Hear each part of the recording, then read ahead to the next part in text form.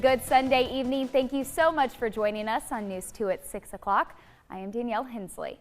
Last week, the remaining elementary and middle school students who were on that wait list started in-person learning, and today it is the high schoolers' turn. David, today was beautiful. Got my pumpkin spice latte. I even brought out a sweater, and you're telling me it's going to be the same tomorrow.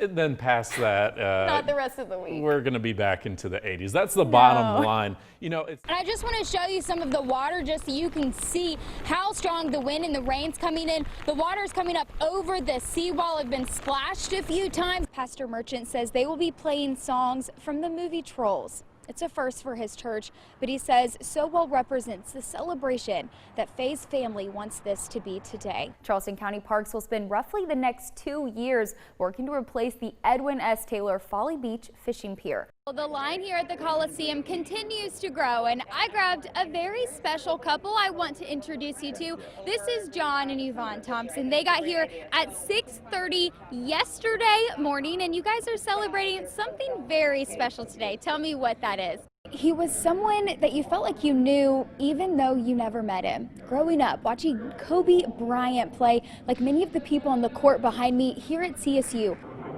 Temple, did you see that? How incredible. Just flying over, we can still see them, still hear them. The South Carolina Air National Guard flying across Roper Hospital as we speak. I am on top of the helipad on Roper Hospital, joined by several different healthcare workers from the hospital, all taking this in. How cool is that? We can still see them. They're still in our view. They're probably very small to you now. You can still see all the healthcare workers up here on the helipad taking that in. The airmen of the 169th Fighter Wing just made their way from a training mission today. It was a 6-ship formation that split into 3 groups. They have flown over 66 South Carolina hospitals today, and we just got our turn to see that. They are saying thank you and showing their appreciation to healthcare workers and first responders.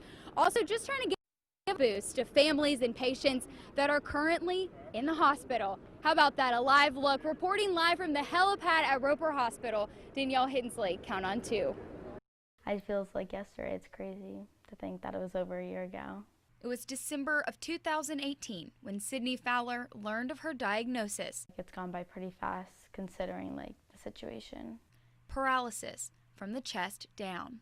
You just have this vision of what you think life should look like, and in a flash, it doesn't look like that anymore.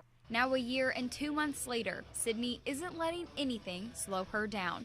Just all the complaints and negativity that the world can be filled with, and she is the exact opposite of that. She will find everything positive in every situation, and she is such an example to other people about how you truly live and embrace life.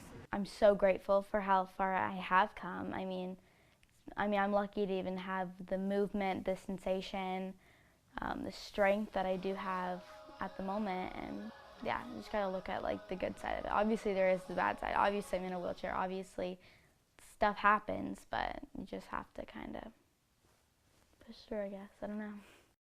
As a freshman in high school, Sydney has found common things like getting to class on time, going through the school lunch line, and even fire alarm routes are a little bit harder. Sydney is remarkable. She comes in here, never, ever, ever have I heard her complain. Nothing gets in her way. She's remained so positive. She's been much stronger than her mom. I think you ask me, how I'm doing, you're going to see some tears. How she's doing, Mom, we got this. We got this.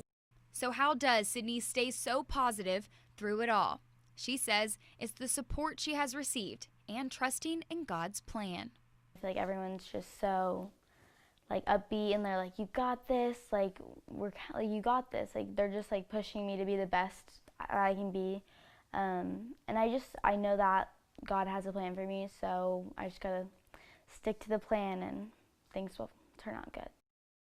As if rehab, chiropractor, and massage appointments and training sessions are not enough, the Fowler family is taking the generosity given to them and giving it back to the 500+ people in Charleston living with paralysis. They have donated an exoskeleton to Roper St. Francis Hospital and are hosting an event to raise money for adaptive athletes. I'm Danielle Hensley. Count on 2. It is the first time it has happened in the state of South Carolina. A set of twins contracting COVID-19 in utero. I spoke to the mom and dad, but unfortunately, due to the virus, they have yet to be in the same room as their 1-week-old twins. So they decided to let their doctor tell their story. This is unique. I have never seen anything exactly like this before. Dr. Scott Sullivan, vice chairman of OBGYN at MUSC, says this is one of the most complicated cases he has seen in more than 20 years in medicine. She would have died if it wasn't for the quick action, the quick thinking of, it was probably 20 people. Brittany Arrington is an ER nurse who contracted COVID-19 just days before her babies were delivered. The virus made her have a bleeding problem, so that her blood was very thin. That bleeding problem led to Arrington having an emergency C-section where her twin daughters were delivered at 32 weeks. They're stable, but they need care, right? And they're going to be here for a while. Dr. Sullivan says surprisingly, Emory and Emerson have had no complications due to COVID-19. Mom Brittany says she is doing well and recovering nicely. The team at MUSC hopes that mom and dad will get to meet their twin daughters by tonight or tomorrow morning. Reporting in Charleston, Danielle Hensley, Count on 2.